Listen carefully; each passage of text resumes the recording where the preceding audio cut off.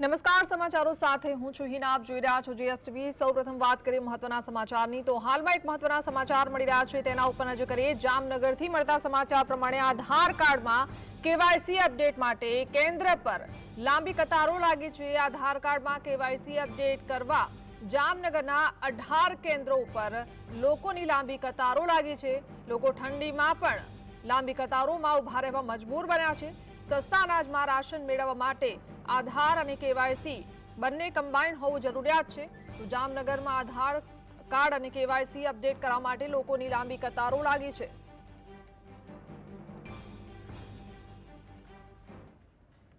તો જામનગરથી સંવાદદાતા અર્જુન આપણી સાથે જોડાયા છે. અર્જુન, ઠંડીમાં પણ લોકો લાંબી કતારોમાં ઉભા રહેવા મજબૂર બન્યા છે, કારણ કે રાશનનો ફાયદો ત્યારે જ મળશે જ્યારે આધાર અને કેવાયસી એક સાથે હશે.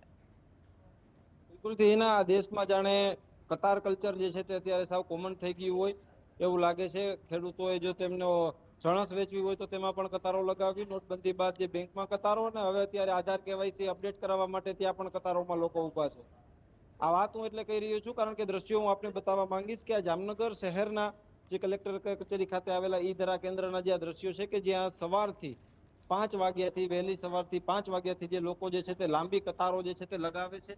લાંબી કતારોમાં તેઓ અત્યારે હાલ જે કેવાયસી અપડેટ માટે જે સવારથી લોકો જે છે તે પરેશાન થઈ રહ્યા છે. જામનગરના કુલ 18 જે કેન્દ્રો છે તે 18 કેન્દ્રો પર જે અત્યારે લોકો જે છે તે અત્યારે કતાર લગાવી રહ્યા છે. દ્રશ્યો ખૂબ જ કરુણ દ્રશ્યો આપને બતાવીશ કે જે નાના બાળકોને લઈને લોકો જે ત્યારે હાલ જે આધાર કેન્દ્ર પર આવી રહ્યા છે ને ત્યારે લોકો જે નાના બાળકો ભૂલકાઓ ભૂખ્યા થાય એટલે અહીંયા પર જ કઈ કટક બટક નાસ્તો કરે તેવી અત્યારે હાલ તેમના જે માતા પિતા છે તે ત્યારે વ્યવસ્થા કરી રહ્યા છે. કારણ કે છેલ્લા ઘણા દિવસથી વહેલી સવારે 5 વાગે લોકો કતાર લગાવે ને 9 ને 10 વાગે જે બાબુઓ સરકારી બાબુઓ છે તે તેમની ચેમ્બરમાં આવે ને ત્યારબાદ કહે કે આજે તમને ટોકન નહીં મળે. એટલે ફરીથી 2 દિવસ માટે જે લોકોને હાલાકી ભોગવવાનો વારો આવે. આપણે અહીંયા આપણી સાથે ઘણા બધા લોકો ઉપસ્થિત છે, તેમની સાથે વાત કરવાનો પ્રયત્ન કરશું. કેટલા દિવસથી અહીંયા આવો છો, શું તકલીફ થાય છે અને અત્યારે શું તમને કીધું છે? કીધું હોય કે ટોકન 20 મળશે, કાલે આવો 5 વાગે. 5 વાગે આવી જાય, આ લોકો આવે 10 વાગે. 5 થી છોકરાને જીણા બેઠા હોય, અમે ટોકન નથી મળે. એમાં છોકરા 2-3 હવે એમાં વધી જાય. વાળો કરતા કરતા 3 થી 4 દી નીકળી ગયા છે, અમે ટોકન નથી મળતું. આ 4 દી હેરાન થઈ ગયા, ભીખાના ચા વગર, પાણી વગર. આ લોકોને ટોકન વધારવું જોઈએ. આ છોકરાને જે સ્કૂલ ખરાબ થઈ છે, આ લોકોનું સ્કૂલમાં કરાવી નાખાવે. આ લોકો સ્કૂલે ખરાબ ન થાય.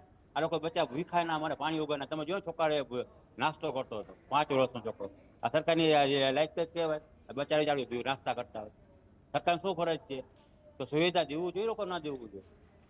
આ લોકો પબ્લિક હેરાન કરવાનો, ગમે સ્કીમ કાઢવાનો અને પબ્લિકને હેરાન કરવાનો. તો લાભ મળતો હોય તો પબ્લિક હેરાન થવા માટે તૈયાર છે. બચ્ચા લોકો શું લાભ મળે છે? બચ્ચા લોકો હેરાન થાય છે. આ બચ્ચા લોકો સ્કૂલમાં કાઢી નાખા હોય ને, એ લોકો સ્કૂલ ખરાબ થાય છે. હવાના 5 વાગ્યાના બેઠા હોય ઠંડીમાં, ઠંડ સહન કરતા હોય. આ લોકો પ્યાસ નહીં લાગી હોય, પાણી નહીં લાગી હોય, ભૂખ નહીં લાગી હોય તો કોણ દેવા આવશે? લોકો લેન્ડ જે અઠી ગયા તો બીજો વારો આવી જાય. હવે આવો કાલે 5 વાગે, 5 થી 10 વાગે બેસવાનો. તો વાટ બેઠા હોય માણસ કોઈ. તમે બેઠા રહ્યો, તમારે હવા 5 વાગ્યાથી 10 વાગ્યા સુધી પાણી વગરના તમે બેઠા રહેશો. ત્યાં તમે આવ જાવ ના કરી શકો, તમે કઈ લાગે નહીં. પબ્લિક એટલી સહન કરે. કેવાયસી અપડેટ શેના માટે કરાવવું છે? આ પરમિટ માટે. પરમિટ અપડેટ તમે ના કરો તો પરમિટ તમારે બંધ થઈ જાય, રાશન બંધ થઈ જાય. પબ્લિક ની ભીખ લગાવી છે. બરાબર, રાશન તો ચાલુ હતો, બધાનો હર ચીજ કમ્પ્લીટ છે. આધાર કાર્ડ છે, ચૂંટણી કાર્ડ છે, પાન કાર્ડ છે, બેંકમાં ખાતું હોય તો પબ્લિક શું વાંધો આવે, શું તકલીફ પડે છે? કીધું એ બધું કરાવો, બેંકમાં કરાવો, અહીંયા કરાવો, આમાં કરાવો. આ કેવી સિસ્ટમ નીકળશે લોકોની? કઈ કારણ તો હોવું જોઈએ ને. કઈ આ કારણ વગરના બધા સ્કીમ કાઢે છે. તો બિલકુલ એના જે રીતે જોયું કે જે લોકોની જે સમસ્યા છે, લોકોની જે પીડા છે કે સવારે 5 વાગ્યાથી નાના ભૂલકાઓને લઈને લાંબી કતારો લગાવી, 4 દિવસ સુધી તેમને ટોકન ન મળે. જામનગરમાં કુલ 18 જે ઈ ધરાના કેન્દ્ર જે છે તે આવેલા છે, તેમાં કેવાયસી અપડેટની કામગીરી થાય છે. પરંતુ 18 કેન્દ્રો પર જે આ પ્રકારની જ પરિસ્થિતિ છે. આપણી સાથે અહીંયા મહિલા પણ ઉપસ્થિત છે, તેમની સાથે પણ વાત કરશું. બા, કેટલા દિવસથી આવો છો, શું તકલીફ થાય છે અને અત્યારે તમને શું કીધું? અમારે વારો આવી ગયો છે. 5 વાગ્યાના આવ્યા છે, વારો આવી ગયો છે.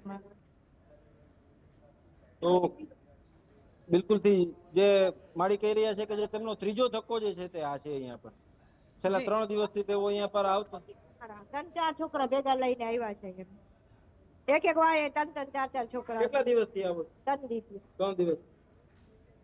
તો એના જે રીતે લોકોની જે સમસ્યા છે કે છેલ્લા 3 દિવસથી તેઓ અહીંયા પર ધક્કા ખાઈ રહ્યા છે અને કતારમાં લાગી રહ્યા છે. તાત્કાલિક ધોરણે જે આ કેવાયસી આધાર કેન્દ્ર છે તે કેન્દ્રના ટેબલ વધારવામાં આવે અને લોકોને, કારણ કે જે મધ્યમ વર્ગીય જે નાના લોકો હોય છે તેમને ઘરની બહાર તેમને અત્યારે તેમના કામ ધંધા પર તેમની અત્યારે કામ ધંધો પાડીને તેમને અહીંયા પર આવવું એટલે કે તેમના દિવસનું રોજ પણ જે છે તે ભાંગતું હોય છે. નાના બાળકોને તેમની સ્કૂલ જે છે તે બગડે છે. આ તમામ સમસ્યાઓ જે તંત્ર સમજે, સરકાર સમજે અને વહેલામાં વહેલી તકે જે તેનું કોઈ નિરાકરણ લાવવામાં આવે તેવી અત્યારે લોકો માંગ કરી રહ્યા છે. એના જી બિલકુલ અર્જુન, આભાર સમગ્ર માહિતી સાથે